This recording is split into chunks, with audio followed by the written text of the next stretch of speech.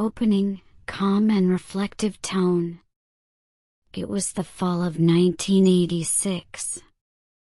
Rain tapped lightly on the windshield as Claire drove down Route 19, heading home after a small-town art show in southern Pennsylvania.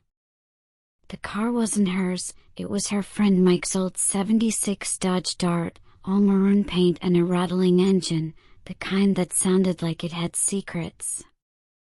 The radio crackled between stations, playing fragments of synth pop and local weather reports.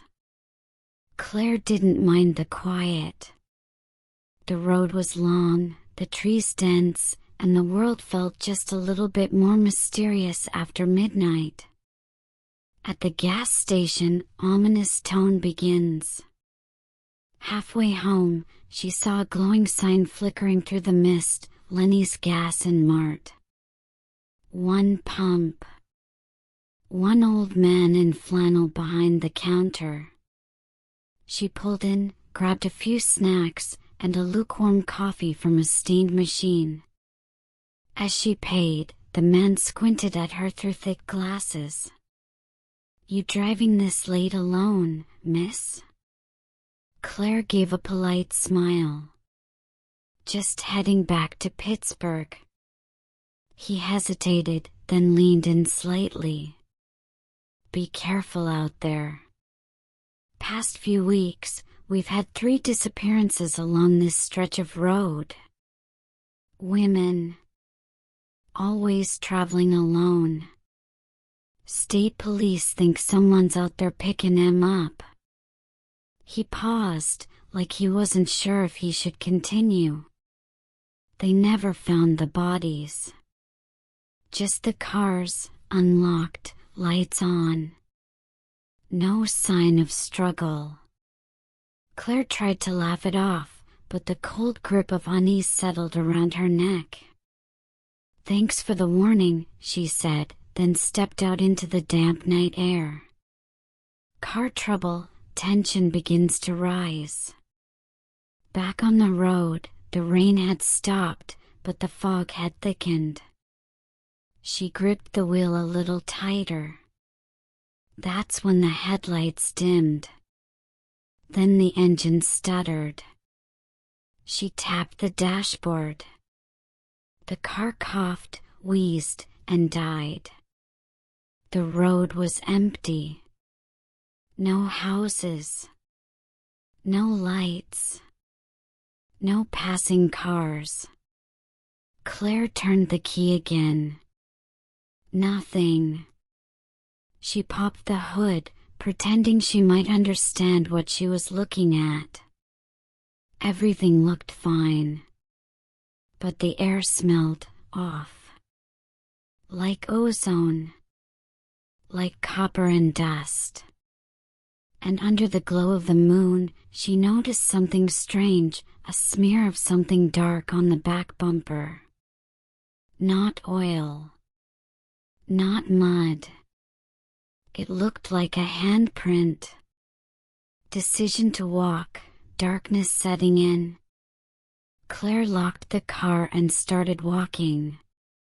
No flashlight. No real plan.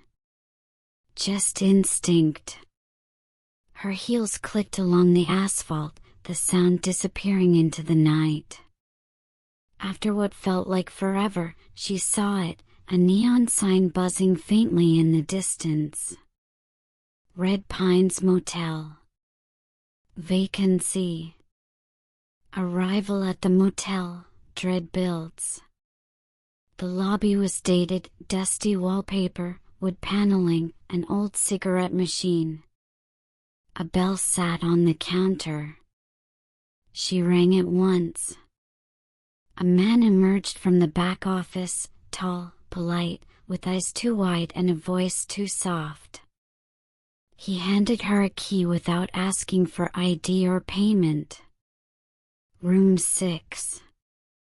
"Enjoy your stay," he said, smiling just a little too long. Inside room 6, descent begins. The room smelled of mildew and something metallic. The lamp flickered. The sheets were clean but damp. Claire sat on the bed and turned on the TV, static, then a soap opera from years ago, the volume turned down to a whisper. She went to the bathroom to wash her face. That's when she saw it. The mirror. Someone had written something in the fog of the glass, but the room hadn't been steamy. 3 words. Stay awake, Claire.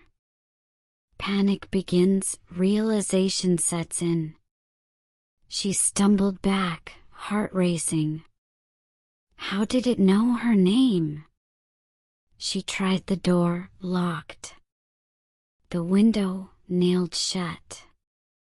No phone in the room. TV channels flipped rapidly, showing distorted faces, grainy footage of empty roads. Then, a knock. 3 slow knocks on the door. "Miss," the motel manager's voice, muffled. "Everything all right in there?" She didn't answer. The doorknob turned once, then stopped. Escape attempt, madness or truth? Claire grabbed her keys, though they were useless now. She pried the window open with a hanger, breaking off a slat.